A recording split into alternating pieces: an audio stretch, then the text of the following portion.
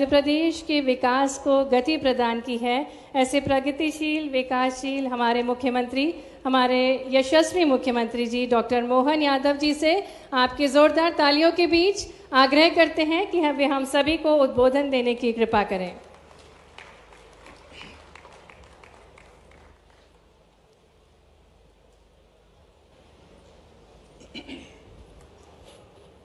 आज का ये दिन हमारे लिए खास करके पर्यटन के क्षेत्र में, व्यापार व्यवसाय के क्षेत्र में, अलग अलग प्रकार के निजी कामों के लेकर के इतने बड़े भौगोलिक प्रदेश के अंदर हवाई यातायात की जो सुविधा दी जा रही, जोरदार अभिनंदन करें पूरे इस आयोजन का।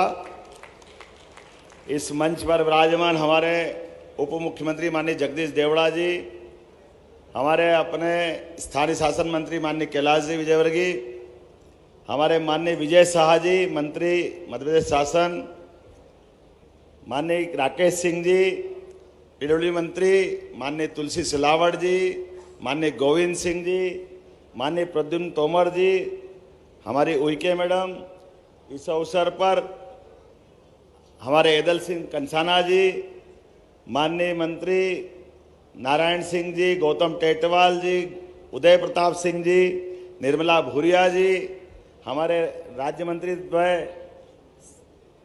श्री नरेंद्र सिंह जी, श्री प्रतिमा बागरी जी, अहिरवार जी, जायसवाल जी, और तो कोई नहीं बचा, सब हो गए। जोरदार तालियां बजाएं पूरे मंच के लिए।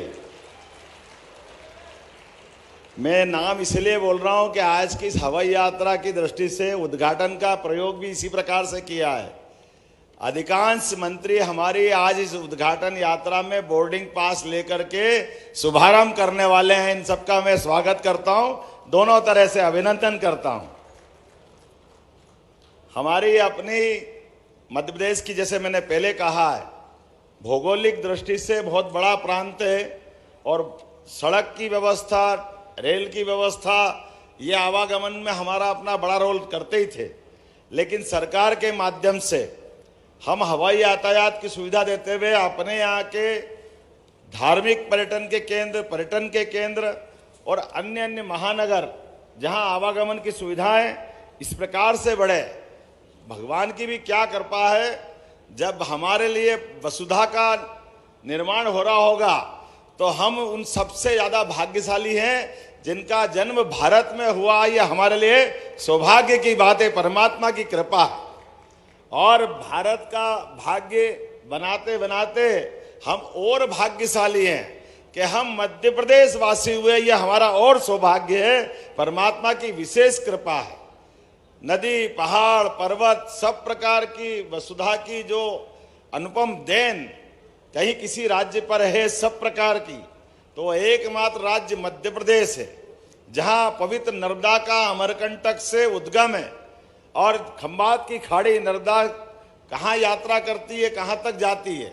और जीवन केवल मध्य प्रदेश को नहीं देती है, गुजरात, राजस्थान, जोरदार अभिनंदन करें माननीय मोदी जी के माध्यम से। तो वाकई अद्भुत रूप से हमारी नर्मदा जी ने पूरे देश के लिए एक विशेष योगदान दिया है। और ऐसे समय में हमारे लिए आवागमन के साधन के लिए खास करके अब जबलपुर हाईकोर्ट जाना है, इंदौर से जाना है और हमको कम समय में पहुंचना है।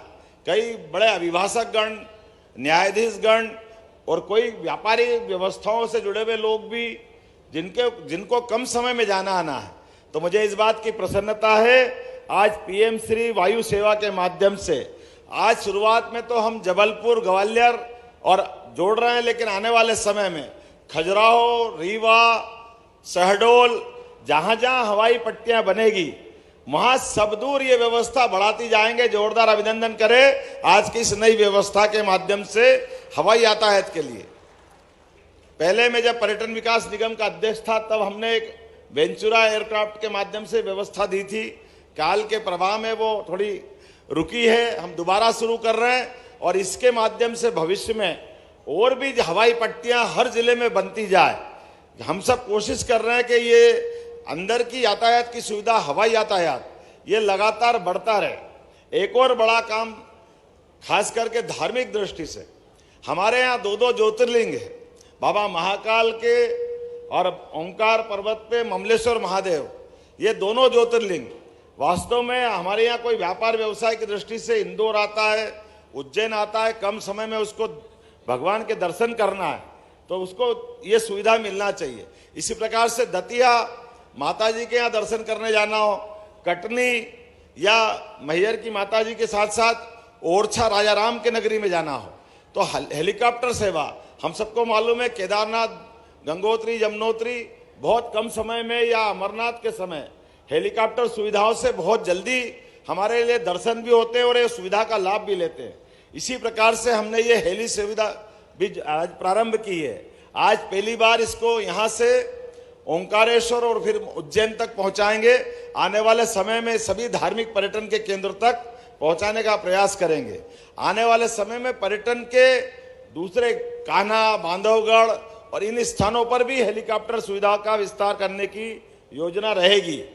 शुद्ध रूप से राज्य सरकार द्वारा पोषित इन योजनाओं में प्रयास करेंगे। आने वाले समय में हमारे धार्मिक तीर्थाटन वाली जो योजना चल रही है, इस तीर्थाटन की योजना से भी सभी बंधुओं को जोड़कर अपने राज्य के भी धार्मिक पर्यटन के केंद्र से उनको आने जाने की सुविधा मिले, ये योजना वहां तक फैलेगी। आज तो मैं चूंकि समय कम है और वैसे ही बहुत विलंब हुआ, आप सबसे क्षमा चाहते हुए इस योजना के शुभारंभ की घोषणा करता हूं। उम्मीद करता हूं आने वाले समय में इसी प्रकार की सौगातें और मिलती रहेगी। बहुत बहुत धन्यवाद। भारत माता की जय।